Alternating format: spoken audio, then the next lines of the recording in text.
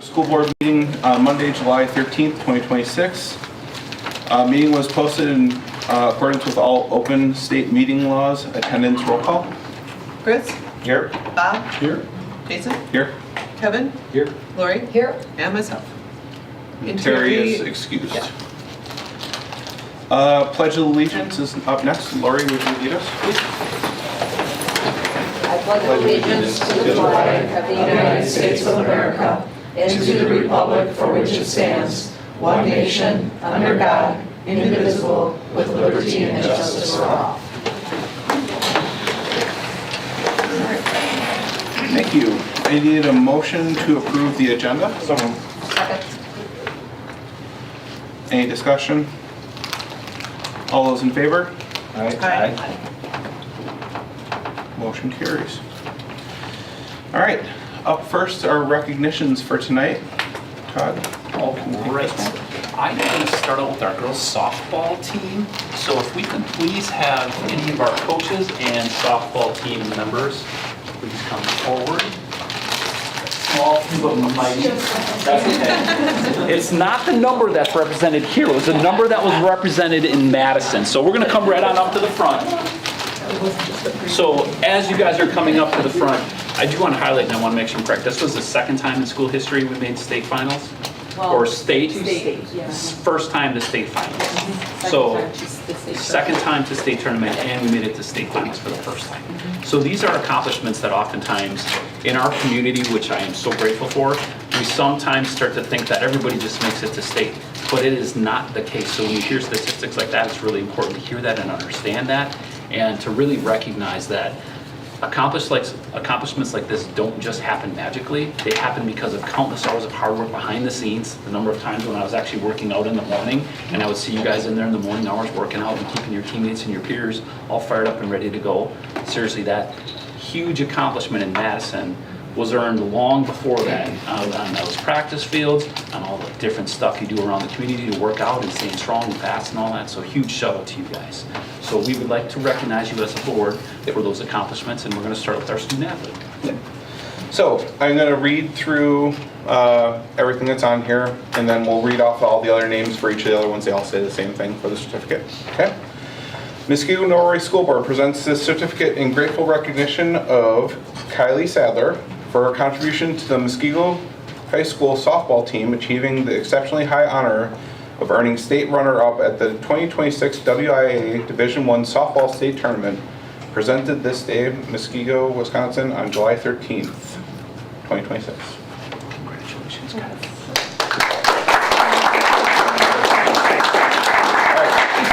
We have a number of other teammates to read off. Nevaeh Blumel, Samantha Bruner, Kira Bulow, Sydney Gautier, Lily George, Ava Gamini, Reese Heinrich, Brooke Hominiak and Cora Hominiak, Elizabeth Creel, Ella Miller, Lauren Morrow, Leah Niebrand, Mallory Becker, and Grace Wazinski. And that is the entire team. Shout out to them.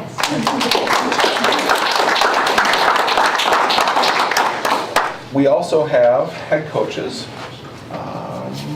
They were on the so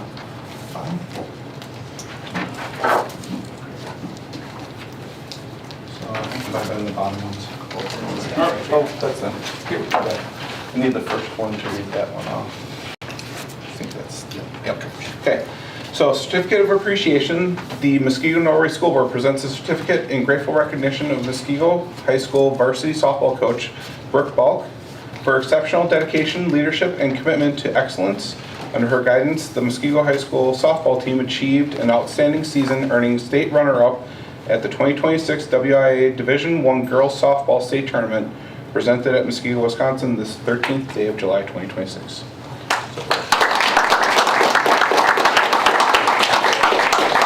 And then Maddie. Okay. All right. And okay, Madeline Kraftcheck. The Muskego Norway School Board presents a certificate in grateful recognition of the Muskego High School varsity softball assistant coach for exceptional dedication, leadership, and commitment to excellence. Under her guidance, the Muskego High School softball team achieved an outstanding season earning state runner-up at the 2026 WIA Division I Girls Softball State Tournament presented today in Muskegon, Wisconsin.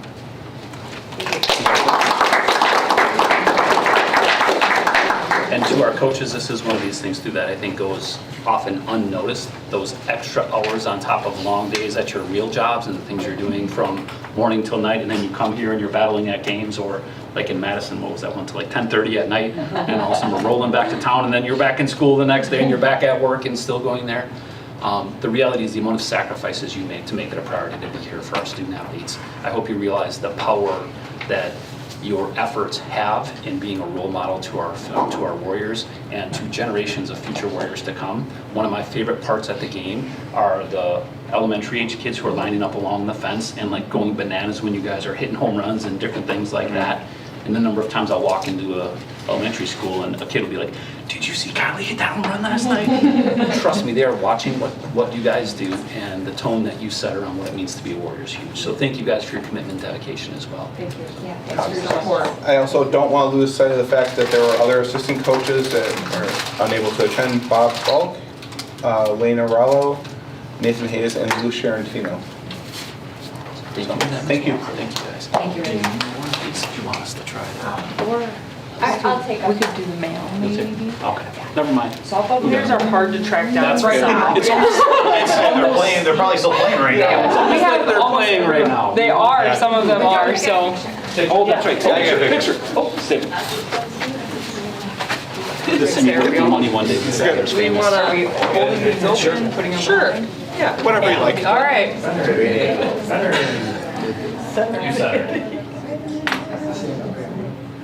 Judgment, I don't need. Yeah. Could you see us Thank from you there? again. Yeah.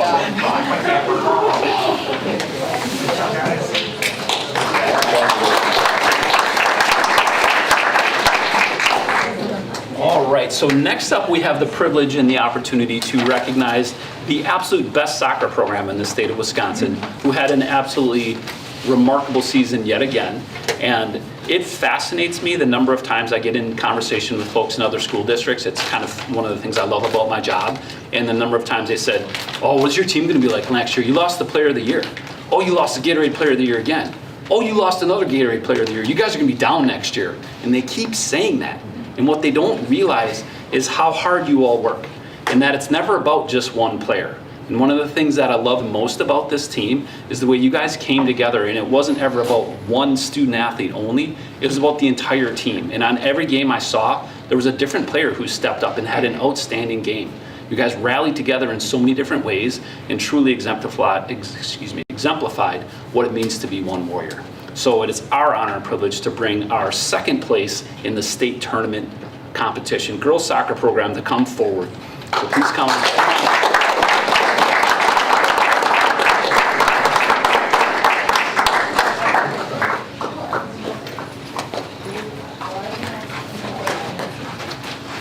It should be through. Okay, good. Okay. So much like the softball one, I'll read the first one in full and then announce the other names. Muskegon Norway School Board presents this certificate in grateful recognition of Savannah Middlestat for her contribution to Muskegon High School girls soccer team achieving the exceptionally high honor of earning state runner-up at the 2026 WIA Division I Girls Soccer State Tournament presented at Muskegon, Wisconsin this 13th day of July 2026. Just like getting your diploma. That's on my campus. That's right. No win today. All right, Lauren Schindler, Congratulations. Olivia Roseski,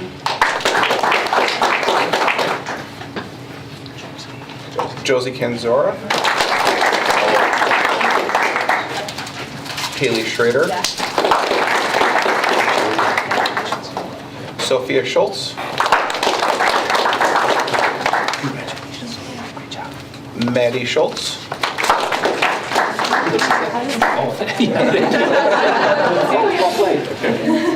Mia Bailey, Ashlyn Shar, Congratulations. Elena Kruska, okay. Brinley Kozik, Maddie Doherty. Kelsey Morgan. Taylor Collins. Maggie Strasser. Reese Zimborzak. Sadie Middlestat.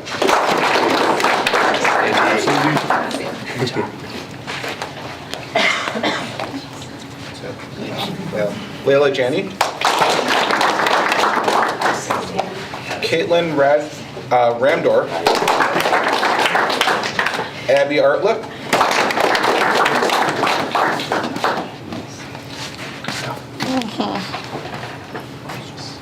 Grace Potasek. Elena Spader. Bree Scaife. Milena Vrankovic. And Zuri Everson. Congratulations. That is the team. And we move on to the coaches. I will take the, is there two? Oh, and it's got both on it. Okay, fantastic, perfect.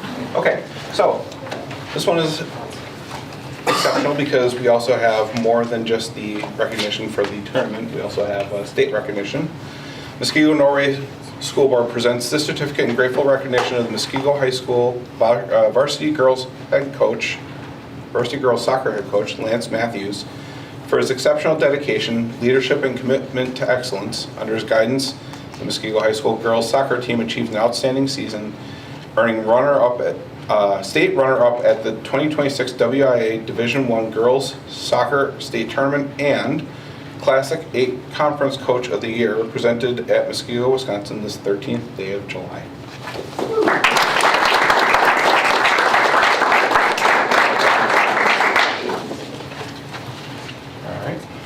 Next up, Muskego Norway School Board presents this certificate in grateful recognition of Muskego High School varsity girls soccer assistant coach Ben Hui for his exceptional dedication, leadership, and commitment to excellence. Under his guidance, the Muskego Girls High School soccer team achieved an outstanding season, earning state runner-up at the WIA Division I Girls Soccer State Tournament, presented in Muskego, Wisconsin, this 13th day of July 2026.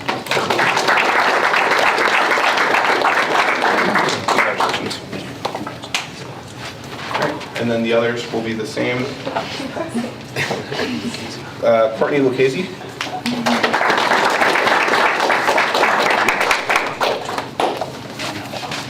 And, okay, Hannah Schneider, not here.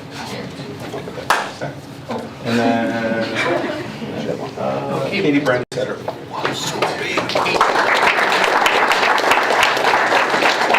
Thank you. Thank you very much. And just again, to the coaching staff, it is truly remarkable what our program has accomplished. Like, you guys are a part of something that is legendary. It doesn't matter where I go, anytime I'm wearing a soccer shirt, people are talking about our soccer program. And that's built on something really special. I often use the analogy, like, it's really cool to win, but it's even better to win with like really awesome people.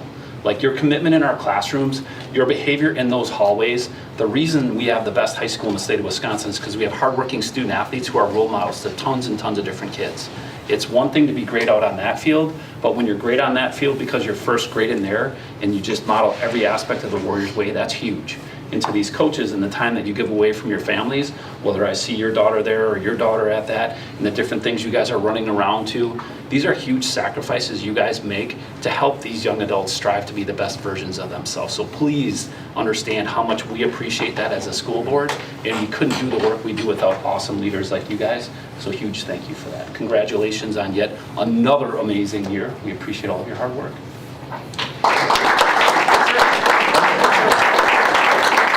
Come up for a picture quick. Group photo.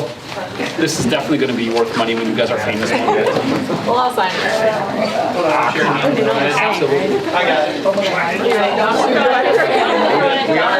That's true. That's a true. I don't want to be shorts. We were going to get name plaques for some of you guys because you're here as often as I am for board meetings. Say, Wait, are we on spot? Oh, we're not. I can't be on it. I'm just gonna. I'll leave. Okay. Nobody can see that.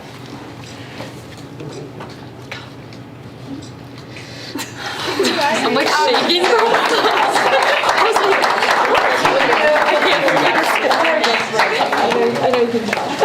one last secret thing too that maybe we don't talk about enough. We actually had 2 assistant coaches, one from softball, one in girls soccer, that were once recognized as students of the month as high school students here. So just know that if any of you guys won student of the month ever, you're probably destined to be a coach in our programs one day. So I hope.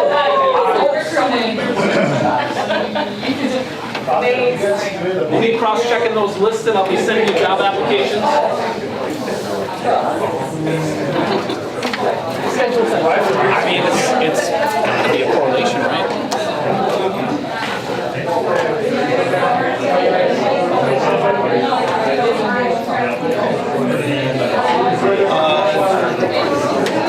Next item on the agenda is public comment. Lori, we don't have any stand up. Okay.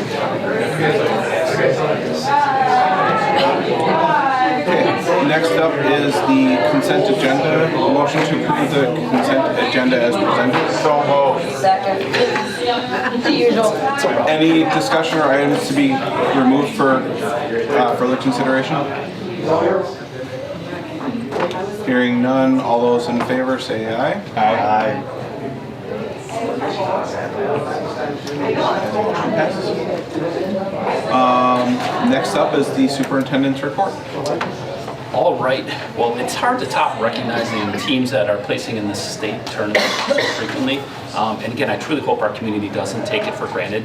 Like, it is so rare to have one team make it to state, much less multiple teams in the same season. And we had 3 competing all the way up to the state semifinals in baseball, and a bunch of student athletes in track and field, and our girls and boys lacrosse programs had great years. But we will get to the activities report here shortly. I know Mr. McMillan's going to talk about it, but we are very blessed to have students and families that work so hard and really bring a lot of positive attention to our community. So, and at this point, I would like to bring Mr. Ryan McMillan to present to us the activities report from 25-26 school year.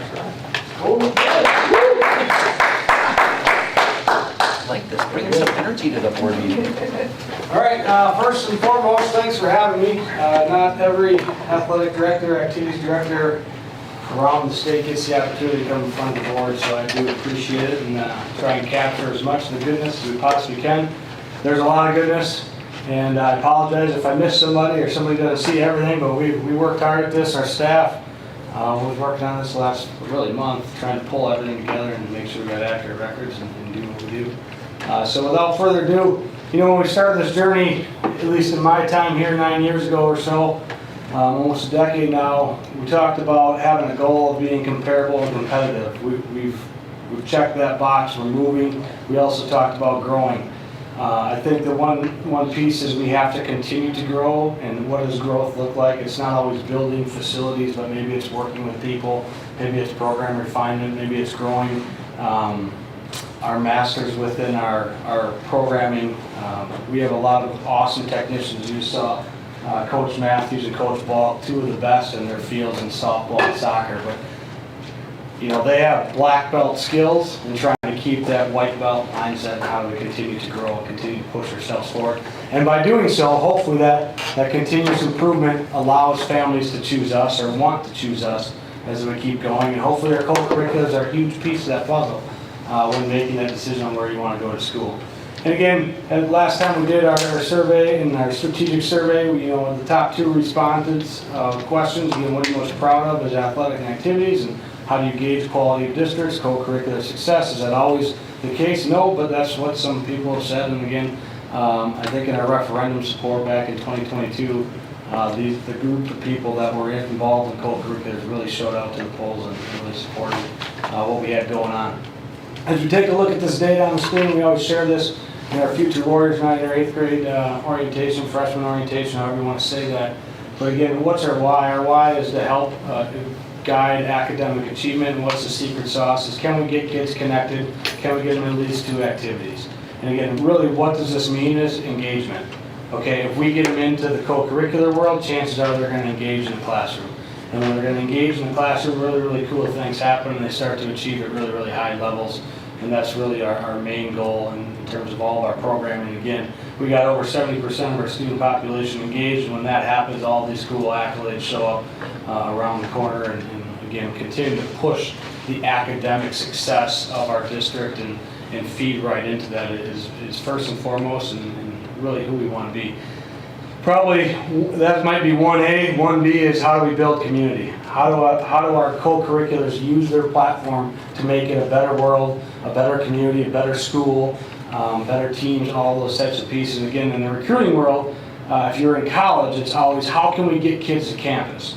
If we can get kids to campus, we got a chance to win them. Those of you who are in that world, you know this. Okay, for us, how can we get our community to engage with our school? How can we get our community to engage with our campus? And all the things that our co-curriculars are doing are helping that check that box, if you will. Whether it's a musical, whether it's a winterizer, spooktacular, trick-or-treat type deal, the youth nights that you see, community movie nights, even when it's hot or when it's cold, as we kind of ebb and flow through those things, and just continuing to bring our community to us and engage with us and see all the great things that we got going on. And when that happens, you run into people and you talk to people, and it's a lot of fun. So again, co-curricular successes, we kind of looked at the full year. This is kind of where it's all mapped out. And again, a lot of people talk about the trophies and the number of teams we had in state, and we had a lot, and it was really, really cool. But it's not always about winning. We talk about, again, as we wrote our own success definition that you'll see on the wall just outside the Sal Gym, that almost all of our student athletes walk by every single day as they go down into that new addition, the South Wing, if you will. It's about chasing excellence, excellence in self, excellence in team, and excellence in community. Again, as we take a look at some of this stuff, the Destination Imagination making it to globals, but our drama club showing up for the first time ever at Winterizer. And if you've ever been to the Winterizer, the whole school's kind of open to ebb and flow. But if you rewind 7 years, it was really the Sal Gym and the North Gym, and that was it. And now it's the Sal Gym, North Gym, cafeteria, indoor practice facility, and now the drama club brought the cafeteria to life. And so now there's a true ebb and flow, and we're really getting people in and amongst our school and seeing everything that we have going on there. So it's a lot of fun. And again, the musical, doing the whole Shrek thing. You talk about black belt skill set, white belt mindset. We could just sit on our laurels and throw a show. No, instead we cruise out to California and we find ourselves a dragon. Okay, and we bring a dragon back to Muskego to entertain the community and bring some new things in and do something we haven't done before, which is really, really cool. And they built it. They had to build it on their own and shipped into us, and it was really neat to see. And watching Cole and those guys, Cole and Kyle, work through that stuff was amazing. And again, we're not done yet, and you're going to kind of see that theme coming as we keep pushing forward here on down the road. But again, the record year, records were broken. You talk about the student athletes and the signing days and some of the things that we've had going on. We've always had huge numbers in the D3 signing day, D2, and this year in the D1 signing day. I think there's 16 to 18 students. Mr. Bablinka went back and pulled the GPA because a lot of people will try to say, well, they're just athletes. No. We talk about athletic and academic rigor and pushing the pace in both of those arenas. And I think the GPA was, do you remember it? I'll say it was like 3.9 for Division I. Yeah, 3.9, and they're going to some of the most challenging institutions across the United States. So that's really, really cool to see and pushing things forward. And again, you talk about some breakthrough years. Boys hockey, this Ice Force co-op that Muskego wasn't a part of and then got into and said, not only are we going to get into it, we're going to fix it, we're going to bring some pride back to it. Had the most successful year they've ever had in program history in the 20 years they've been around in the WIA seasons and pushing all the way to the sectional final, winning the conference title. We talk about the Scholar Athlete Ceremony and looking, typically we go outside of ourselves to find speakers. We've had Olympic athletes, we've had news anchors, we've had some really cool people come into us, and as we were working through this year's build of the ceremony, which again, Mr. Bablinka will tell you, we had a record number of scholar athletes this year, like 580 or something insane, which was really, really cool, and Sal Gym was packed. But we started to look at, what if we fed ourselves? What if we started looking at who do we have here in Muskego that can come deliver a message and help to build the future of Muskego and really the future of our world around us. And we went back and got an All-American, Ashley Kopp, who's delivering a welcome address, who sat in that very same venue and was given a lot of those same awards as a scholar athlete. And Mr. Kunick, who's walking the halls every day with our kids, and some families didn't even know he existed. And then all of a sudden he gave a lights out speech that really spoke to the hearts of families and parents and the student athletes, and the amount of feedback he got on that. It was just really, really cool to see our own build our own and continue to push ourselves forward. Classic A was pretty fun this year. We had 7 championships. We haven't won 7 championships since we joined the Classic A conference. It's extremely competitive. Waukesha County is the most competitive conference, or it's really county, academically and athletically in our state, and we've done very, very well. And a little shout out to Coach Britt and some of the work that he's had to put in to get that hockey program you kind of heard about. We just had a baseball player drafted last night, which that doesn't happen. I went through and read. I saw California, I saw Georgia, I saw New York, I saw Texas, I saw Florida, the highest population states that were getting high school players drafted last night, or over the weekend I should say. And then all of a sudden there's Wisconsin, okay, and Muskego, and that's pretty neat to see. So some of the things that we have going on, and so we're doing well within our citizens of Waukesha County. But the other piece is, you see the 4-time award, that's a sportsmanship award in the top right-hand corner. So not only winning, we're winning the right way, and we don't have a say in that. Our opponents have to vote us into that award. And we just got 2 more at the end of last week into today with our track and field program. So really the 4 is a 6. And that's kind of cool when you talk about 6 or 7 titles, 6 sportsmanship awards. We're almost even, which is really, really neat. The other piece about our co-curricular programming, really our school community culture, is we talk about athletics and the arts. Sometimes this is a versus deal in certain school districts and certain communities. This is my 4th different high school community that I've lived in and experienced. And we have athletics and arts working together like I've never seen before, and it truly is a we, not me type of scenario. And a great example of this, we've got the beautiful indoor facility. Everyone thinks it's all athletics, but the funny thing is in 2 weeks we clear all the athletics out and it becomes nothing but band. And band just does their thing and they roll, and they're able to push their teaching to another level because of the sound and the mic and the landmarks and all the little things that they have. And everybody supports everybody. Tomorrow and the next day we're going to have heat warnings. And we're going to have a whole bunch of indoor facilities with soccer camps coming in. Our regular summer school in there, and you're going to watch everyone ebb and flow and work together and make things right. So that really neat to see. And the singers and the drum lines, the amount of state send-offs we have, and the stress that puts on the drum line.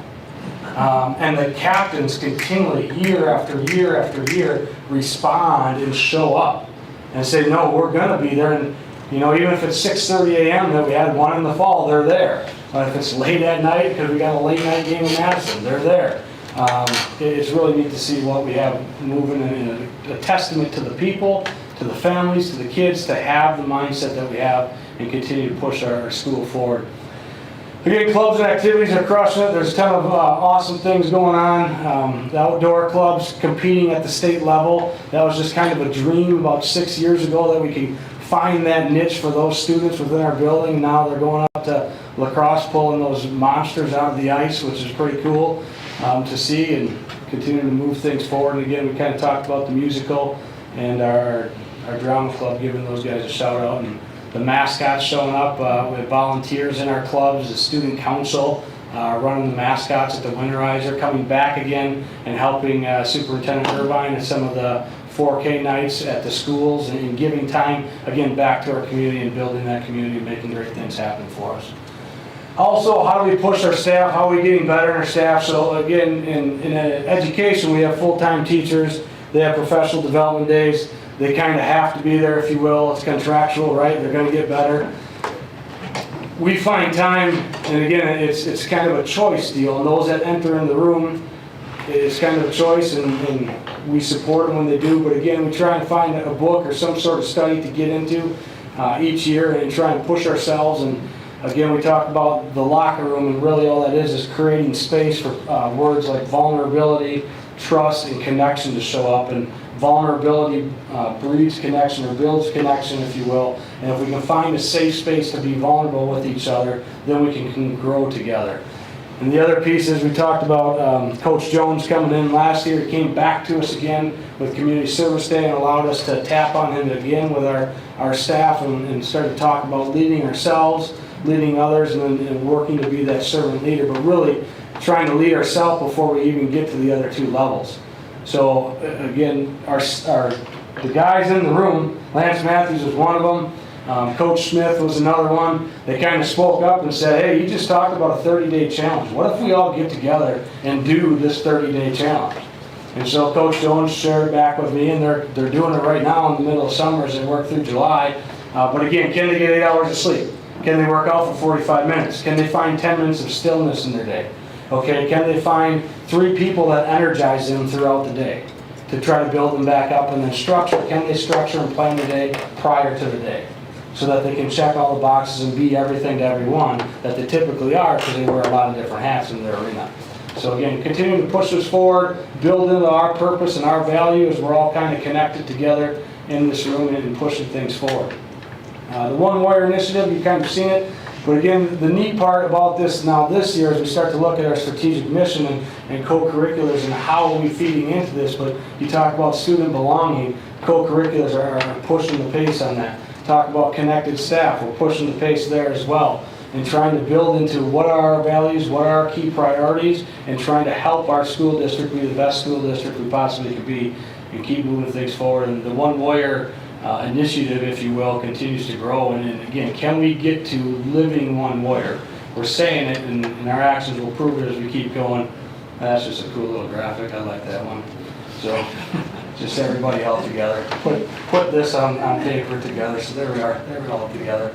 But this slide's nothing more than where have we been, where are we going, how we continue to build the past, present, future, if you will, and some of the growth that we've had. And now we really got to circle the wagons and get really good at what we do have and how do we have it, and continuing to push on concepts like alternative revenue, and knowing that a school district is not going to cover everything. But we have great families, we have motivated families, we have a motivated community, and we have opportunities for alternative revenue that other places and spaces in our state just don't have. And we're going to continue to take advantage of that and keep working hard to keep making things like this not only happen, but be very, very well, very, very good, if you will, or competitive and comparable, if you will.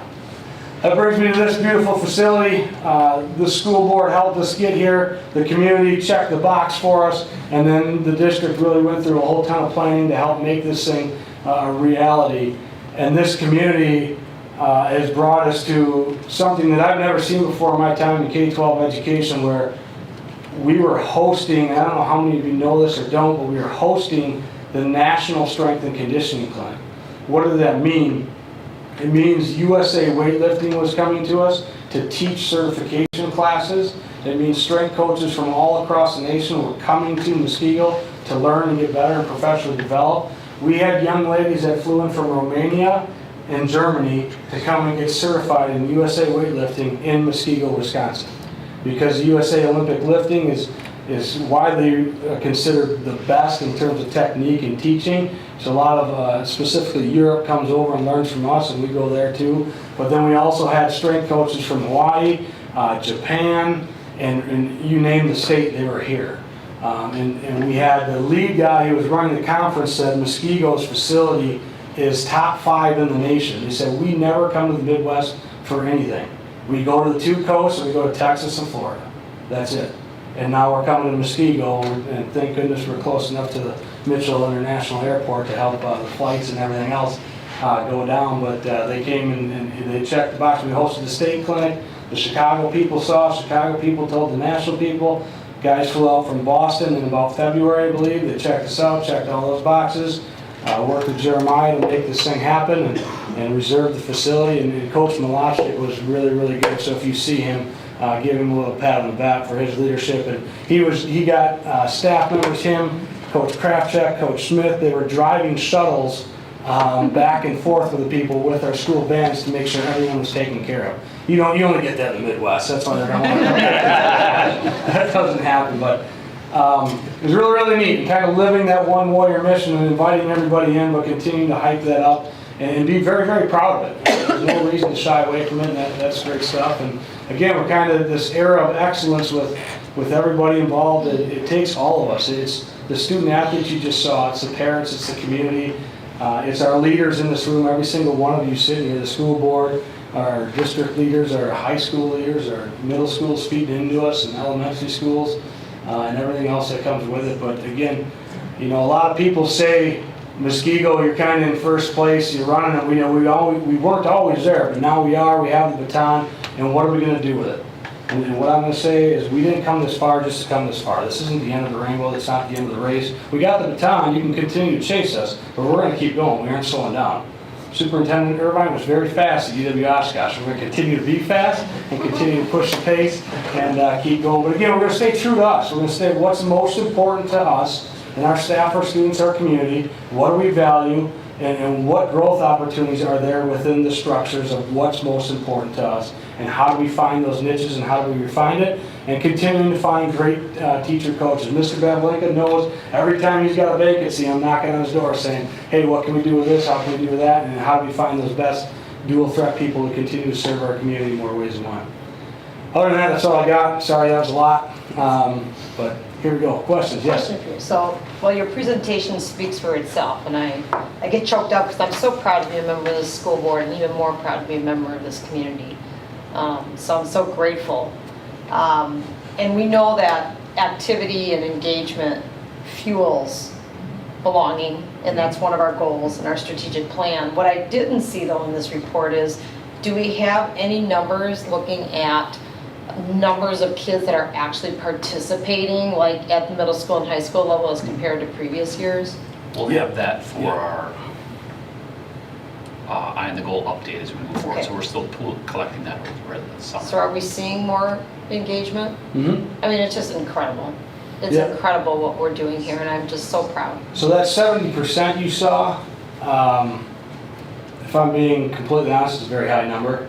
And how do we continue to push that 70 to 71, 71 and a half, 72, you know, whatever it might be, but continuing to climb that ladder. We can get there, there's little things we can do, and we're doing really well, but we can continue to get better, and I think the numbers will reflect that, as I know Ms. Rockwell in her office shared with Superintendent Irvine, and continue to pull that data. But yeah, and the middle schools are doing really neat things too in terms of the number of offerings they have going now, and they really made a strategic push about 3 years ago to get kids invested. And you start talking about some of the clubs where they're making fishing lures and bedazzling things and little stuff to get kids connected after the school day, and again connected back to the classroom with our staff.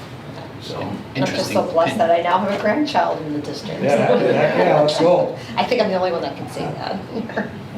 An interesting pinch point that we're realizing is, as Connect Academy has grown, we now have a lot of students that are choosing to leave school before the end of the day and go to work, which has to some extent impacted our co-curricular participation. So we need to find a way to really identify, because again, some kids say, well, yeah, I used to be in these 2 clubs, but now I'd rather go get paid. We never counted kids in work-based learning as a co-curricular. And so it's like, we just have to come to a consensus on how That's we're gonna engagement evaluate too, that. though. I mean, is. It is. It It's is. meaningful. We just have always measured co-curricular without that. So I want to probably create an asterisk and say, yes, we're measuring this, but we're also going to watch, and we have watched, the number of kids getting connected in work-based learning has gone up exponentially. So Especially if the workplace is actually in the community, you know, definitely supporting that. So that 70% is really incredibly high when I think about how many of those kids that fall in the 30% who are doing the work-based learning, and I'm like, oh my gosh, there's really a lot of kids doing something outside of our school day, which is pretty cool. And most high schools are at 40% or below, so we're doing a really good job. Ryan, Yes, ma'am. so on your, I saw at the bottom, it said ice rink, which is, I guess, you know, futuristic thinking and stuff like that. Is there other things that you're thinking that would help athletics and activities that we could help you with promoting, or, I don't know? Yeah, no, I think that's a fair question. I think we're always thinking about everything. I mean, ice rinks is kind of a dream that I refuse to give up. I just keep putting it on it to remind myself. There you go. But know that we're going to have to work with alternative funds to get there. But I think working with Jeremiah and continuing to stay within his strategic operations missions when you start talking about facilities, I think number of sports, we check every offering that our state WIA offers, so we are on par with everybody else around us. Number of clubs and activities, we're right there as well. I think we're number 2 in Waukesha County last time we looked. So I just think we have to get better as people, and we have to grow, and we have to continue to find ways to say how do we versus we can't. And again, the only constant that stays is change. So how do we ebb and flow with that change? And the world's going to continue to change around us. And I know you as a board feel it too, because there's some factors outside of this room that we can't control, but how do we respond to it? And I just talked with a bunch of 10U softball players about the game of softball yesterday, or over the weekend. We played 6 games, but anyway, I said, we're going to fail. I just want to know, what are you going to do when you do fail? I'm not worried about you striking out. You're going to strike out. I know this. You're going to make an error in the field. What do we do when that happens, and how do we get better from it, and what's our next step? And so I think we just continue, not that we're making any errors in here or anything like that. We're doing really good work, but we're going to make mistakes, and we're going to own it. We're going to get better from it. We're going to reflect on it. We're going to find a way to, how can we prevent that from happening? But I think working within the team, working and living that one warrior, as you hear Superintendent Irvine say, and working with the board, and what's our constraints? Here's the rules of the game, and how do we push that thing forward? And then if this is what we can do, how can we find other resources to supplement that and make dreams become realities? Yeah, it would be nice. I saw while I was doing my walk that we're doing a lot of work on the tennis courts and stuff, which is nice to see. Mm-hmm. I still would like them to have some sort of venue where the people watching the events has coverage or something, because it's lacking in that, I think. But overall, I think it's great that we redid the track, and we're doing it with all groups and all activities, which is good. I appreciate the question, and it is one of those complex scenarios where it is absolutely a blessing to be a part of a community that strives for excellence in everything we do. And what also comes along with that is the expectation of everything we do and everything we have should be excellent. So whether it's a tennis court that could be better, or a soccer field that could be better, or softball that could have better, like, the list never ends. And really appreciate the team's efforts on a strategic facility plan, because trust me, the questions don't stop. And every one of these questions come with price tags like $1 million for tennis courts. And at a time when we're reducing $2.5 million, $1 million or 1.5 the previous year, and we're reducing education positions, it gets complex to say, how are we going to add a nice tennis court and yet have this impact in our classrooms? Our class size is going up. So we have to continue to be very thoughtful about that. And we're going to go back to our strategic plan and the work that you all were a part of that said, what are our priorities? How do we maintain academic excellence? How do we maintain kids who are connected and belonging? Because they go hand in hand. I don't believe you can have excellence in the classroom without kids who feel connected. And I'll go down to my grave saying, kids who are connected are going to do better. So we have to keep that focus balanced. And just being creative and all, like using the students building things and stuff. I just feel like there's so much potential that we could bring our kids to do that can help, our facilities out and stuff. Would be great to see. Well, we got a list, so we're going to keep going. Meanwhile, Julie's starting to sweat. I'm about ready to pass out. No, not saying spend the money. Julie or Jeremiah? Be I was going to say, creative. or all of us. Ryan, sorry. I think the unique part about specifically Julie and Jeremiah, and again, having gone through the business manager certification process and getting connected with some people across state, like, we have two of the best. The words they've used is these two are on the Mount Rushmore of what they do and how they do it. So we're in really good hands, and if we can, we will. I truly believe that, and that's, again, the reason the people are in the room, or a lot of the reason why people choose to stay too. We talk about staff retention and retainment, recruiting. So, yeah, we're having fun. It's good. We're gonna keep going. We'll find a way. If something's not just right, we'll find a way. Somehow you'll get the gym to be able to move out this way and this way without doing the We ramp. got an answer. Right? We'll get there. Yep. We'll get Somebody's there. gotta figure it out. Somehow, some way. Any other questions for Mr. McMillan? Thank you, sir. Thank you. Now, Appreciate it. this always painful transition from the fun, exciting celebration of co-curriculars to Drugs. to the. Maybe we should start leading with this. That's right. It'd be easier to follow. Sorry, Andy. We didn't set you up for success. You don't trust me with that. There was an incident, I'm not allowed to have to click there anymore. That's only for 2 more months. Then you can try again. I mean, I can do Just it. short term. I make every board meeting a little awkward with my introduction, so that's my attempt there. I do want to add to what Ryan was saying about what can you guys do in order to support what we do. People make what we do happen, and retaining coaches and developing programs takes people. Somebody like Lance was here earlier today. Lance gives up a lot of time away from his daughter, right? You think that's one of those friction points. I was a head coach, that's a friction point in your home. To keep Lance for 10, 15, 20, 30 years and talk about that long-term legacy, I think it goes a long way if you guys, when you see those coaches and you're at an event, send them an email and I say, thank you, you guys make a difference, because it really does, and those little things make a difference. Coming from another district, coming in, your support of our programs in our system from kindergarten up is different than what I experienced. You mentioned pride in your community. It's evident in your interactions with our people, and our people make it possible for Ryan to do what he does. You know, we aren't what we are without great coaches. When you turn coaches over in a program every 1, 2, 3 years, you never get anything better. So that's kind of that piece of it. I think we're going to pull a couple of monsters out of the ice. Did I use that correctly? We're going to get going on pulling those monsters, whatever that means. So I was taking notes. I got some Standard ice fishing. We'll take this Come on. ice fishing sometime. All right, sounds cold. Anyway, thank you as we transition into the drug-free environment board update for 25-26. I want to thank you guys for the support with this program. I've been following locally a couple of districts that have been trying to develop a process and a program and policy around this.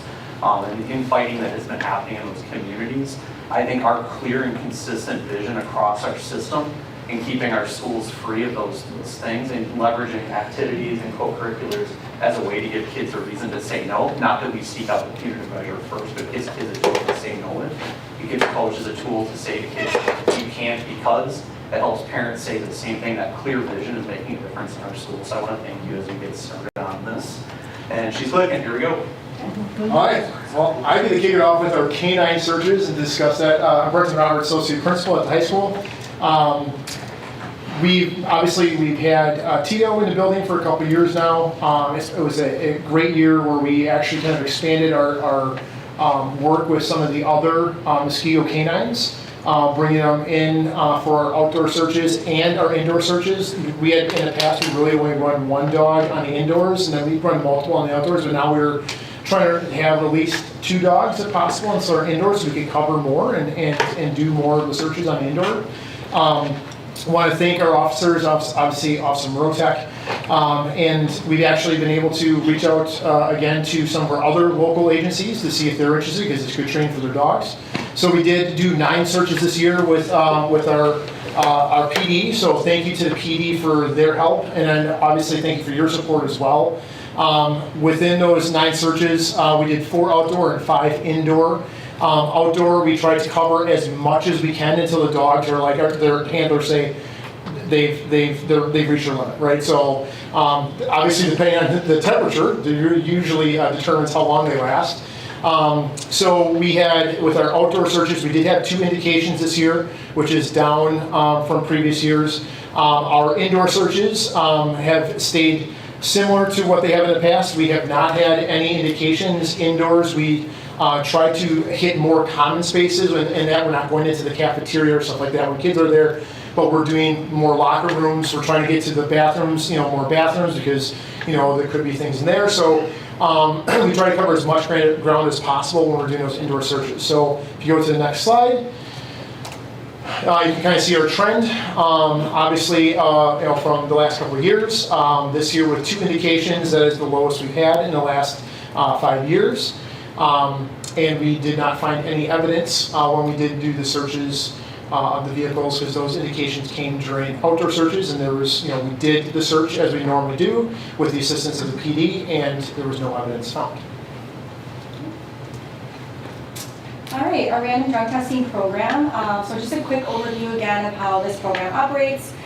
So every month, 15 students are randomly selected. We partner with Pro Healthcare. They do the random selections as well as they come on site and do the testing. So we do have 15 students per month over 10 months.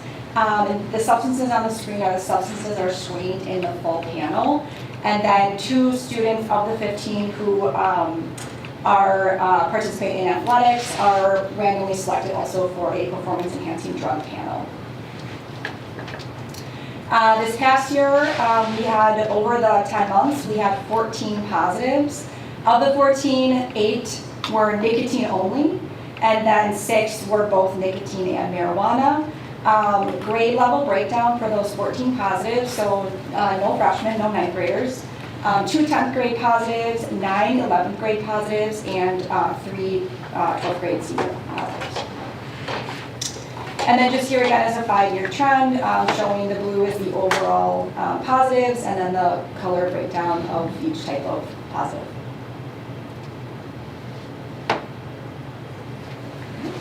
Next slide.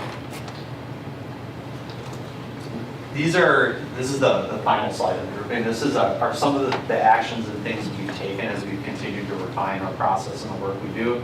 A lot of what we try to do is preventative, and also sometimes it has to be restorative. 2 kids make mistakes. How do you re-emerge them back into your program so that they stay engaged?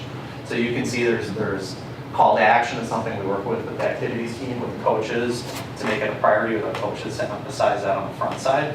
Give kids a reason. I'm a big believer in giving kids a reason to say no. They have something to lose, and then they have a reason to say no. We obviously, we leverage parking suspension as another example. We can leverage the parking suspension reduction as an option. The kids then get put back to the testing pool. It gives them an incentive to get clean soon. And I think that parents have been appreciative of those kinds of opportunities. Something that I'm going to be digging into a little bit this year, I'm probably going to draw on Ryan, with our health teachers. Obviously, we've been talking about the risks associated with vaping and different drugs as part of our health curriculum. I think something we're seeing kind of on a national level is the amount of THC that's in the products being used is, it's like this compared to what it was 20 years ago. And it's leading to kids having pretty big issues, addiction, and some psychosis, those kinds of things. And it's new research that's emerging, because all the old research on THC was on low-level usage, 3, 4, 5% concentration. Some of the products are up to 80, 90% concentration. It's completely different. It's like drinking a beer versus drinking Everclear. You can imagine the difference, and our kids aren't equipped for that. And some of the message they're getting is like, this isn't that good for you, and it's complicated. So I want to make sure that we're building that in to our curriculum and also to our call to action. Some other pieces we've integrated throughout the years. Another one I would highlight is the metal detection one. Getting searched by kids. Kids getting searched can be a challenge. It can be feel invasive. The metal detections wands have been very helpful. They probably are better at catching the devices than us, frankly. Without, when PD are doing a pat-down search, they have to be very invasive sometimes to find where they're hidden, but the metal detection wands make that quicker and cleaner. Again, students are feeling less invaded. Parents are, I think, have felt the support there too, particularly when a search is negative. It's like that whole dynamic. We've had kids where it's a negative search, and it can be a pretty traumatic thing. Another piece for you guys to get questions on the random breathalyzing has been something we've been doing for a number of years at all of our dances. We've not had a positive indication at a dance in quite a while. That's been a real positive as well. Any questions or suggestions? Just for clarification, so you randomly test 15 students per 10 months. And then the next slide says there's 14 positives. Are there 14 positives from those 15 students? Yeah, For the whole 100 year. total. For the whole year. Correct. 15 per month. Per month, So it's okay, I was gonna say, that's a lot of 15. Yeah. Yeah, those numbers Well, it said look per good. 10 months, so I just wanted to make sure. Yeah, so of the 150 total, 14. Okay, I feel much better now. And then the breakdown by grade, is it the same number of students across each grade level? In the testing pool? Yeah. No, there's far less freshmen because another way you can get in the testing pool in addition to co-curricular is having a parking permit. So we do see more upperclassmen, larger numbers of upperclassmen in the testing pool, Okay. starting with the sophomore grade. Got it. Mhm. Okay. Yep. Is it like significant?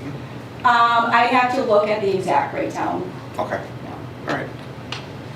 I've got two quick questions while you're on this slide. Have we done any trending as far as following the class? So is the 11th That's a grade good class? question. I did not for this, but that is very interesting. And that would be easy to put together. Of like, so this junior class, what were their numbers last year as Yeah. 10th graders? Yeah, that would be easy to pull. And it can get tricky because it's a random sampling. It's not the same, right, it's So it's not the random, same but. students, and because I would reference that 9th grade as a 0 is feeling good, like it's nice to see it. We have freshmen struggling with usage. Yeah. And I think that that's the random sampling aspect of it. I would reference a student, my first year as an AP, there was one of our kids, Todd remembers this, every time the family sees me, they bring it up. 5 times the same kid got pulled in 2 years and had a 4.8 GPA. He came back from college to see us and he's like, I'm here for my random drug test. Sometimes with random small samples, you can get some false pieces. I know by name several students who are freshmen that are struggling, so that 0 I know is nice to see, but I also know that we have kids who got a little more check too.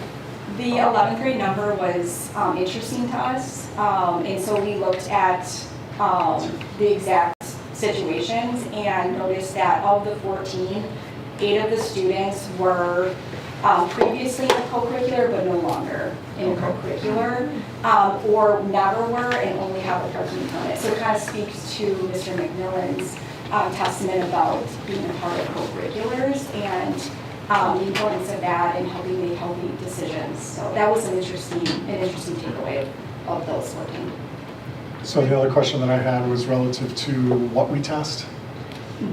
So if we look at that, I mean, that's kind of a historical, yeah, this is what we test. But with the way that technology is advancing on hiding things and stuff like that, is there anything else we should be testing for? Is there anything going into vapes that this doesn't cover? Like, I mean, so it says marijuana, which is Yeah. THC. Yeah, okay. I mean, there's just, I've anecdotally heard of opiate type substances, I feel like in some of the marijuana cartridges, and that's on here, so. Okay. Just, I mean, just food for thought, like if there's something that you guys are seeing or hearing about that we need to either add or modify this list, then we should do that. And I think we do, to that end too, I think we try to continue our conversations with PE to see what they're seeing in the community. The only one like that's come up recently, and I think amphetamines would catch it. They've said that locally they've seen some meth. And we hadn't seen it in other schools. I think it would show up for amphetamines. There's other stuff you can test for it with blood. With what? With blood, not urine or anything like that, so. I suppose you're limited with that, right? Yeah, you are. Okay. Another trend that we've seen in the past few years is the use of nicotine pouches, which is a growing trend, as opposed to vapes, which are, I mean, vapes are easy to conceal, these are even easier, but they would also, they would show up on it. Really appreciate that question, though, and it's another reason why I'm grateful for the partnership we have with the Muskego Police Department. They are such strong partners, whether it's our SROs or detectives. If they're seeing something, they are so quick to reach out to the schools and give us a heads up on trends or something that we should be noticing, and we appreciate the board's support to know that, hey, this is policy right now, but there's an openness that if we see a change or a trend, we will be responsive and we will rally together and adjust to it. So very much appreciate that. Just one side, you just mentioned the nicotine pouches. It's really interesting because one of the students that I worked with after a positive test, they don't even think of that because sat down and talked with them and they're like, but I don't vape. And they don't even think about that. And it's an interesting thing, you know, the kids aren't even thinking that the ramifications of other things. They're thinking, well, I don't vape, so it's fine. So it's interesting. So I have 2 questions. Oh, go ahead. Okay, so one, my biggest issue with this whole thing is not so much us, it's just like where are they getting it from, right? So I'm just curious how much follow-up we do with that, with the kids. So now they've tested positive, now are we exploring where the heck do they get it from? And can we kind of like nix that so that it doesn't continue on with the rest? They're getting it from wherever they can get to on social media. That's the challenge here is that we So it's as a not school vape have a hard stores time. letting them in because they're Not under. necessarily, no. I can get you any of that stuff if you want it. That's that easy. Some of that, kids have reported some of that with their vape shops. Yes. We report that immediately to PD, it's in a different jurisdiction, they work with that. Okay. It is Just as definitely- long as there's some follow, it's my pet peeve because they shouldn't even be getting it in the first place, sure. right? They're not of age, they're not supposed to, you know, like that's not supposed to be happening, but it is. And I'd like it to be X there. I mean, I get it that it's with us, but that's the part that irritates me more than anything. Yeah, the distribution aspect of it too is by far a pet peeve of mine as well. My daughter just graduated high school last year and she would have random people from other communities reaching out to me to Snapchat saying, hey, you know, X, Y, and Z. Yeah. She's like, who are these people? And I'm like, Yeah. you have no idea. That's what I wanna First, know. you have no idea who Let's they get are, rid of so- them. Yeah. But it's a different world that way. Yeah. And then my second question, Brian, what are you looking forward to for this whole Yeah, process? I'm here just Come on, Brian. for good luck today. Yeah, they didn't throw me into the fire and make me present anything right away. But I will say that every time I have Reese's peanut butter cup in my pocket, Tito detects that. So would I. He's really good at that. So, Because Candy train. you're sort of in not a predicament, but you know a lot of these students Yep. with some sports and stuff that you're interacting with, and now you're going to be the person that's going to be like, now you're in trouble and we have to handle this. But So it's how- also too, I don't know if the trouble aspect, yes, they're in trouble a little bit, but it's, again, how do we help them and how do we get going? Is there a problem there that we need to address at a higher level that we need to help them out with? So, it's not always like, hey, we got you, it's how do we help you? And I think that's what this is really about, because we have so many kids doing so many good things if they get themselves in a position. Because it's so easy, like they said, Snapchat, here, Yeah, this and that's that. frustrating. You know, you have something to talk to your friend, has to do something, and it's easy. And with the concentration of things that Mr. Bellego was talking about, kids can get addicted a lot quicker. I'm looking forward to helping kids that way and doing that and helping them. If they have a problem, let's solve that. So. And then for your efforts, the one thing I didn't really see on the list is connecting the kids to their pediatrician, who can then maybe give them patches or something, some other means to try to get them off of it, might be an option that I would maybe suggest. That they actually go back to their pediatrician's office and kind of work with them to see if they can get some help that way. A component of this that we also don't, you can't fit all right. Yeah, right. Our social worker is our AODA, like main point person in our building, kind of get all. She's looped into when kids test positive here, she's looped into if we catch a kid in something in school, she's looped into that, and she has a lot of those conversations too. She's worked with a lot of families with like the aftercare aspect of it too, when a kid is ongoing treatment. The addiction part of it's real, it's very difficult. Hard. Addiction was very different at 14 and 25 too, so you had a chance to intervene sooner.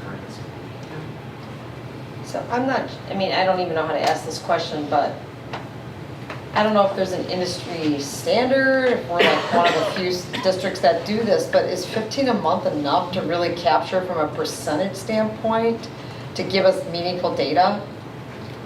15, the last time we surveyed, we could do it again. Was pretty high in the region. Almost everything we do around random drug testing and like drug-free environment is high in there. And Waukesha tends to be higher than the rest of the state as well. Yeah, so it's Just seems like it's still a minuscule percent when you think of the the magnitude of the problem. Right. It seems like a very small percent of kids were randomly testing. We used to only do 10, now we're at the 15, so. I think too, but beyond that, having a program is a way for a kid to say no to things. And it's a way for them to be like, I go and I get random, it's a deterrent, very good guess. They can get random drug tested at any time, any day. And it's, so it's beyond like how many numbers, it's a way to help our kids stay away from those things, a way to say no. So I think 15, yeah, it seems kind of minuscule, but it's beyond that of how kids can use it as a deterrent to help us out.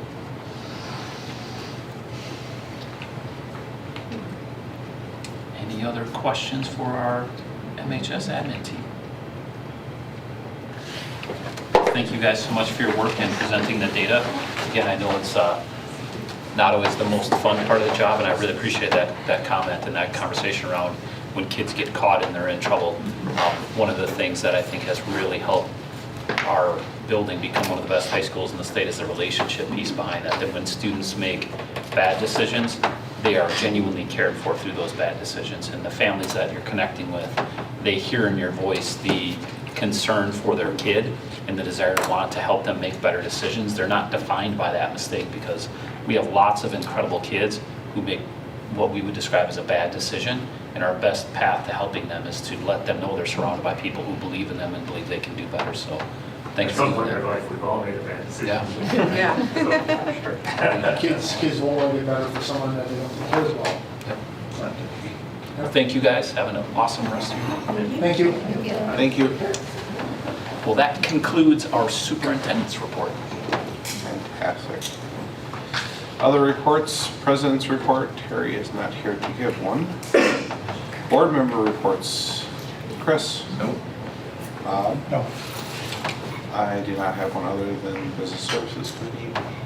CISA is off for the month of July, so we don't have a meeting in July, and then we'll have one in August, which I think I unfortunately might miss because I'll be in Italy. So.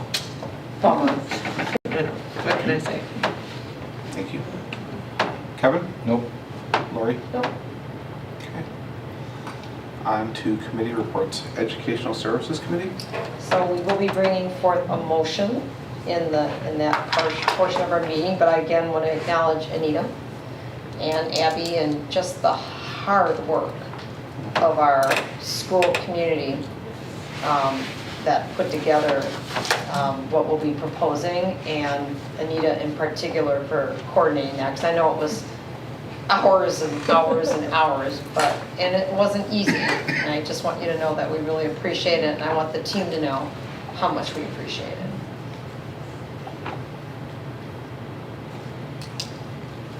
Thank you. Policy Committee. Chris? Just before the meeting, board meeting, we went through, we started our process going over our policies again on a 3-year cycle with Todd and myself. We went over Act 89 policies. We're going through that again, making a few addendum amendments to bring to the board. Okay.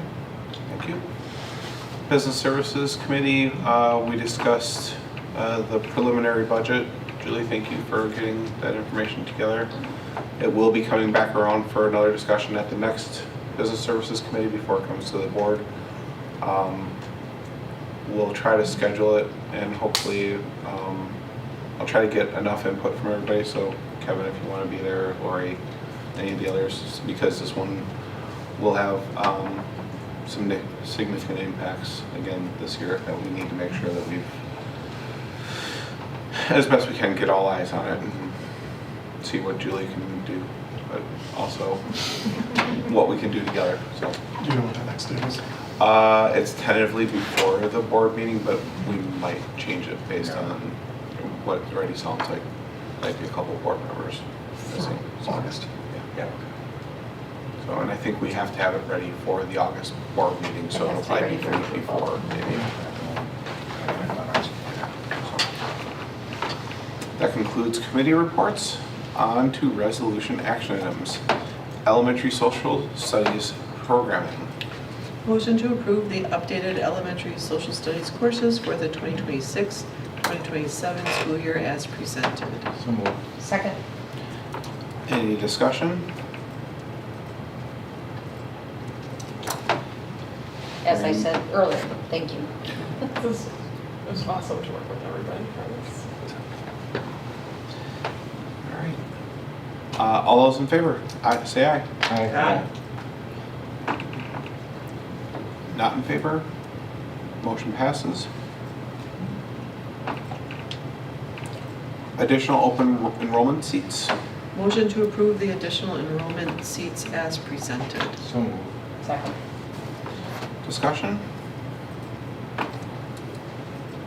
Anything to add, Todd? I don't know if you guys have any questions, but how we get to these numbers is we take a comprehensive look at what our traditional enrollment numbers look like as we navigate through the summer months. When we set our first batch of open enrollment seats, that's back in January, which feels really early. And then one of the hardest things to predict are the number of families who are going to move into your community throughout the school year. So that's where we set, I don't want to call it a conservative number, we use a very informed decision-making back in January. What we continue to study is how many kids and families actually register and show up, and this is where we want to be responsive that we know we do have some seats open, and it would be in our best interest from a fiscal responsibility standpoint to try to fill those seats. The tricky thing is, once you get into summer, even when you open seats, it doesn't necessarily guarantee they'll fill, but it gives us at least the opportunity to communicate out that in some of these areas we had students on the wait list, so it could help us out. And this doesn't cause there to be additional classes? Correct. Just Yep. those added to like 2 in this room, 2 in that room? Correct. Yep, so we're very intentional at looking at the class sizes across all the buildings, and when we open up seats, we open them up for a specific building where we know we could add a student without pushing us to a class size that would compromise the learning for students or require splitting of a section.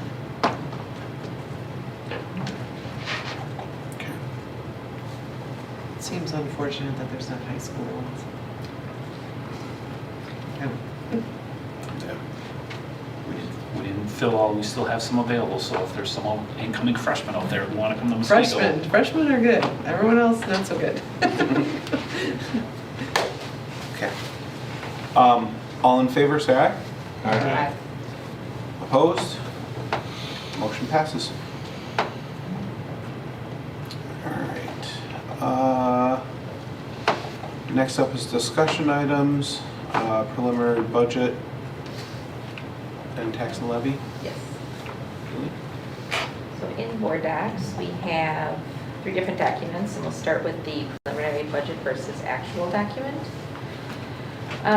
What I did here, and I think this was when we made our budget assumptions, this was the first document that we looked at, but we're looking at our 25-26 final budget with some of our main key factors that impact the budget, and where we're estimating those to be at this point in the budgeting process.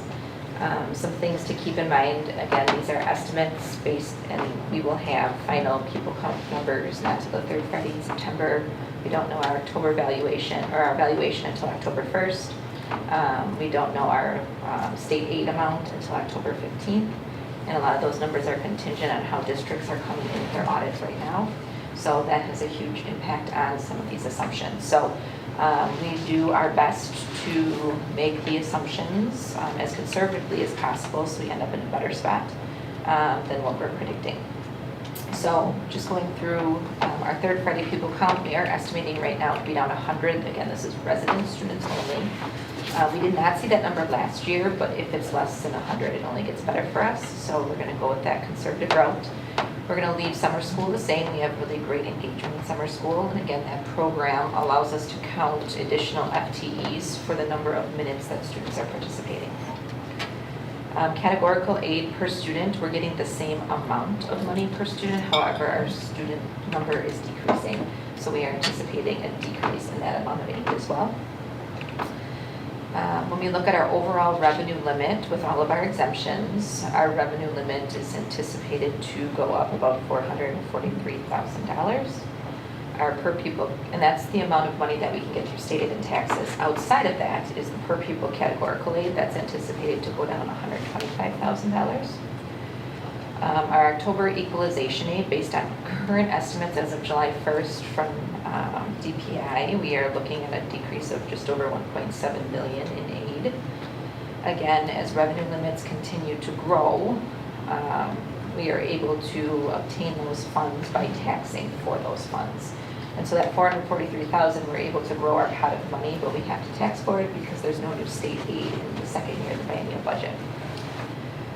Equalized valuations, we're estimating a 7% increase. The valuation itself really only has an impact on what the tax rate ends up being. So it's like where we fall in the equalization aid formula. That helps determine how much aid we get, and then that is also used when you see your tax bills and how much you're assessed at. Again, we also have the voucher program that runs through our school district tax levy. So again, you'll see revenue for vouchers coming in, and then you see the expense going out. So we tax the community for it, and then we pay, I mean, essentially the state takes the money back and then pays the program itself. So there are increases to the voucher amounts per pupil. We are estimating no change in the number of students. However, that can happen at any time, and we don't get to know who, what, where, when, or why. We just get a number that says, here's your voucher students, and this is your impact. And we usually get that in the fall. So you go off of numbers from previous years. So we go off of numbers from previous years. So that 1.3 million is added to our tax levy in order for us to be able to collect the revenue for that program. Open enrollment, again, that number is also increasing in the dollar amount per student. We have looked at an increase of 50 open enrollment in students and 15 additional open enrollment out students, also factoring in the increase in the per pupil amount. So any of the numbers that you approved, you know, as we kind of move forward, we have to monitor as those come in. Those could help support the budget, but we also could not get those students, and so it's possible that we don't see that revenue either. So we're very conservative on that because we don't want to end up in a spot with reductions at the end of the, before we even start the school year. Our open enrollment in revenue right now is estimated at 3.5 overall, and our out is 1.4. So we are definitely on the, we make money on the program itself. A lot of districts are flip-flop with that, where they're actually spending more sending students out. So it's a positive for us. Going into the tax. Yep. Sorry, Jerry. So that number is based on the ones that we have already, or are you also including the ones that we disapproved tonight? So the ones we have already in our system. Yeah. Plus 50 new ones, if that makes sense. Not including, I think you said we had opened, we opened more. We opened more than that, so there is potential for. Okay. Because it's hard, we opened, and I apologize, I don't remember the exact number, I think it was around 120 seats in January, but we were only at around like a 60% fill rate on that. Okay. So even though you open them, right, it's not a guarantee, so from a that's why I building don't budget want to go standpoint. over on this. No. Well, this is not anywhere near 60%, Okay, yeah, we okay. still have wiggle room there in Okay. addition to the seats. Okay. Julie does a great job being conservative. But for me, Please, thank you. it is not a good situation if you're walking into the year last year Right, where we like had if to you navigate think, the oh, I'm gonna reduction. get this much, and then it doesn't. Yeah, open enrollment is such a tricky, and you never want to balance the budget on that. Thank you. Yeah, that I just. Okay. So then, when we look at our overall tax levy, we are looking at, and maybe instead of looking at it here, let's just go to the tax levy document that's actually posted in there. So what this shows is our tax levy broken out by fund. When you look at our overall operational budget, our Fund 10 and Fund 41 levies are one and the same. So if we don't put it in 41, it can go into 10, and if we don't put it in 10, we can put it in 41. But that's part of the overall revenue limit levy. This year, as part of our reduction process, we did take out $250,000 out of our capital to actually bring down our overall budget. So you'll see it's in Fund 41, but that actually impacts our overall operation. So it was one of our reductions from this year, and Jeremiah thought that we could do that. It's a one-time thing for now. We don't want to continue that process to defer maintenance, but it is an opportunity for us this year to do that. So our overall Fund 10 levy is going from 28.3 million to 30.7 based on the numbers that we have right now. So that's an overall increase.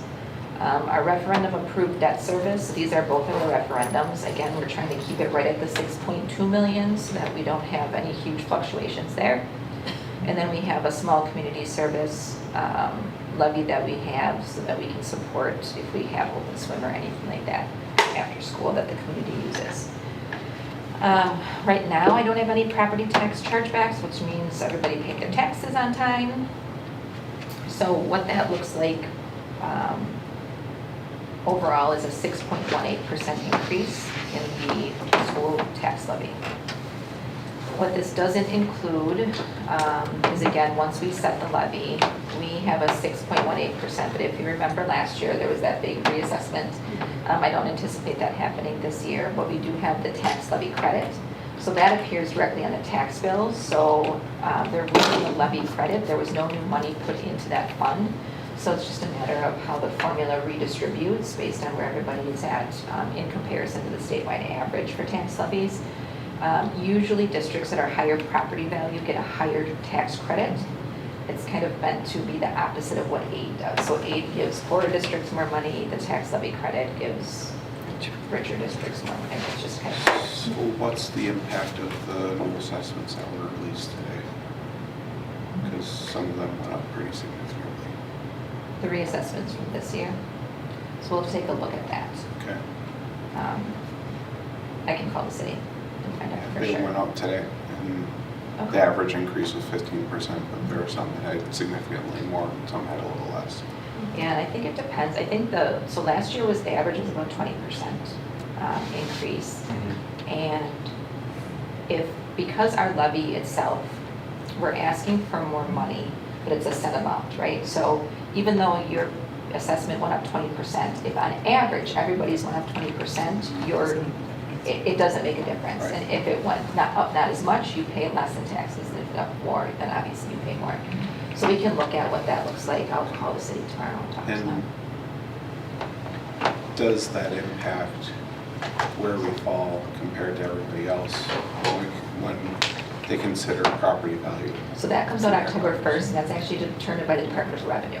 Yeah. So we should start to see that. I mean, sometimes they give estimates in September, but usually October 1st is the final that comes out. So is that along the same lines where it's not significant? Because as I understand it, Mosquito was maybe one of a handful that had to reassess again this year. Yeah, so when they look at, from the Department of Revenue, they look at an equalized valuation, which is different from assessed. Okay. And so they'll look at it from how they evaluate the property values across the state. It could impact where we could have more of an impact where our valuation goes up more and our aid potentially is impacted more. But I think if they had to reassess for everyone. It was a smaller. Mosquito was, I believe, on the whole, the city was reassessed. Not everybody in the state because we didn't. Well, correct, comply. yeah. Well, you have to be within, I think there's like a 15% window, so like every certain amount of years you have to be within 85%. So, okay, let me talk to the city tomorrow and then I'll bring that information back to the committee meeting. But again, the direct impact of our tax levy on the taxpayer is, on average, if it was 15%, if you're in the 50% range, it's going to be around this number. Got it.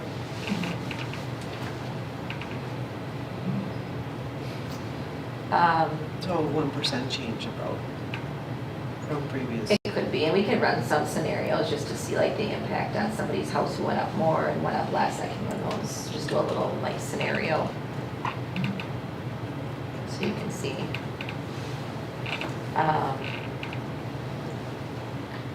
On the flip side of it though, because our valuations continue to go up at a higher rate than the state, our mill rate itself is actually going down. So when you look at the amount, the mill rate per thousand, we're down, we would be down to about $5.49 per thousand. So interestingly enough, if we look at a house, right, like we do at the annual meeting and what their tax levy has been, their tax levy has just gone up slightly above where they were in 2005. So if you look at like a 20-year window of tax this particular house in 2005 versus 2025 or 2026, that 20-year window, it's like a 5% increase. So it's kind of an interesting, it depends on the house and all of those But a things. 5%, not on a per dollar, but you're saying as a mill rate? Correct. Okay. I'd rather it be per dollar. Sorry, Bob. That's okay. Bad. And the other piece that impacts the rate itself also is net new construction. So there was a lot of permits pulled in Muskego this year, which is different than in previous years. So it's possible that when they take a look at net new construction, again, the Department of Revenue puts that number out usually in August. So if the net new construction is, let's say, 2%, we can look at the value of what that 2% is and compare it to our tax levy, and that'll reduce the impact also. So we'll run those numbers as soon as we Even run net within new this year? construction. No? Yeah. So if I can get an estimate, usually Rick tries to get me one early. If I can get that early, I'll try to have that at the committee meeting because that'll help Thank you. with any decisions about an I increase. feel that's early, but What's new? I said that's early if the houses haven't been built yet. They're just pulling permits. But that still affects us? Well, they have to purchase the property. So the Oh, the property is now property. become on the tax Yeah. roll. I forgot about the property. Mhm. Okay, that makes sense. So it might not be the value of the house, Yes, but but it's the definitely the property. value of the property. Okay, that makes sense. A couple businesses are doing some improvements and building new stuff around the city, so. Yeah, it looks different. You try both sides of the road. But, so we'll have more information whenever we have that committee meeting. We'll bring that forward. We'll bring forward the rest of the budgets like Fund 50 and that. And I think that's all I have. I mean, the general fund budget is in there as well, but that's just, again, preliminary based on the assumptions. We're looking at a balanced budget. Again, as Todd mentioned earlier, that was $2.5 million to get to a balanced budget.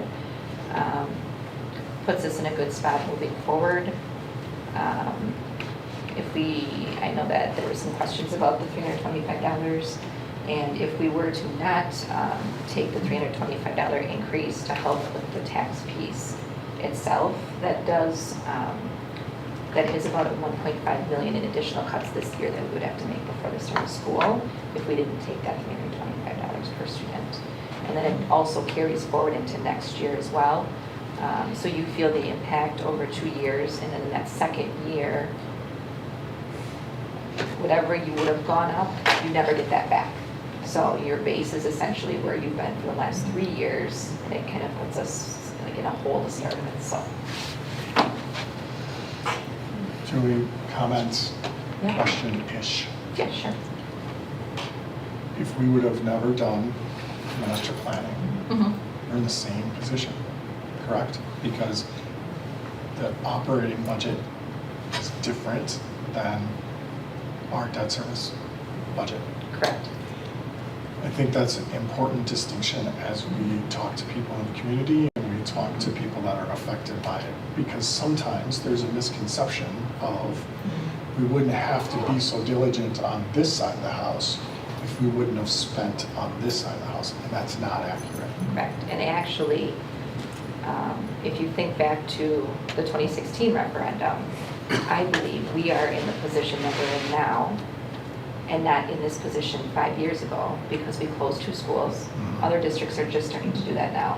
So we realized a lot of the potential operational savings from those buildings and some of the costs that we would have incurred had we had those buildings, in addition to streamlining our operations right at that time. And at the time, it didn't seem like it was going to help, but it has over a number of years. That's Not actually put a us in really this good point. position before, so I That's think a that's good- important to remember.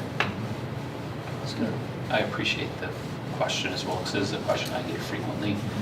The other piece that I think sometimes is easy to overlook is the reality of having the facilities we have is what continues to keep us in the running for families making decisions about open enrollment or moving into the new subdivisions that we have. When you're talking about starting home values and new subdivisions at $800,000, those are families that can choose where they're going to move to and whether they move here, or they go to Franklin, or they go to Wanego, having a top-performing district with great facilities for their students to access throughout their journey is a factor that families say is one of the reasons why they're choosing us. So it does help offset some of that. If there's anything you need from me before the next, if anything you think of, just send me an email and I'll try to have it for that I committee. feel like it's so, This is the topic at the next committee meeting, is that what? Okay. It'll be, because then Julie will have some updated numbers. But we're thinking it's not going to be before the meeting on the 10th. I will find a way, because we have to get it before the board on the 10th for Yes. approval, for the preliminary budget, because. No, I'm sorry, I meant actual dates, so it's not going to be on the same date as the 10th. Correct, it's not gonna be on the same day. Okay. It's gonna be before, Then let's just, possibly. let's connect after the meeting then on Yep. those dates. Yep, Okay. yeah, and I'll check with you to find out Yeah. how much time you need to get other stuff that you're looking into. Okay. So, Yeah, Okay. that last week of July, we will be beginning of August, okay. which is like in 2 weeks. yeah. Sorry. I'm supposed to 5 weeks from I now, right? know, I just did the math on that.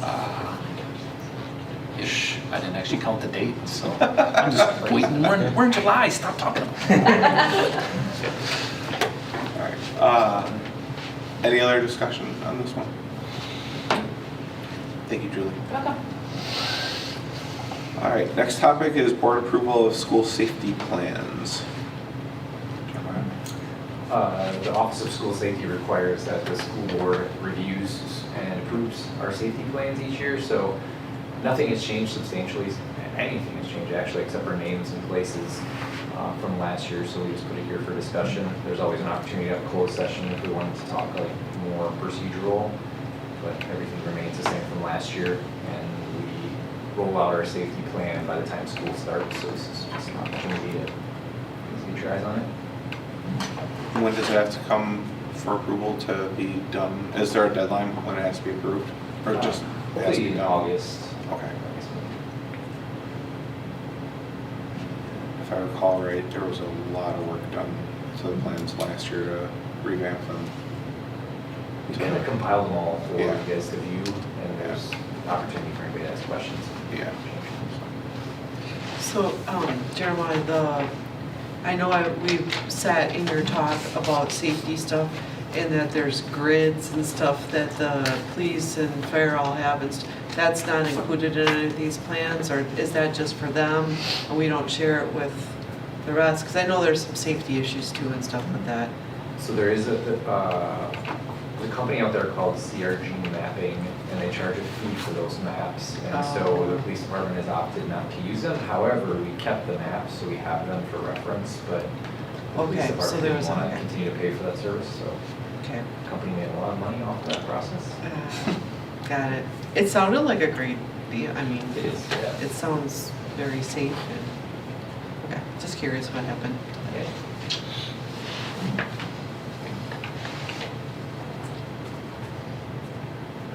Any other discussion? Thanks, Jeremiah. All right, information and follow-up. You can find the monthly financial reporting and support staff co-curriculars, hires, resignations, and retirement.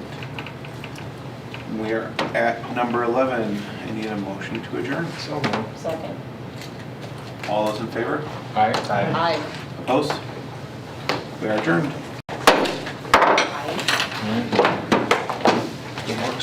I shouldn't have voted.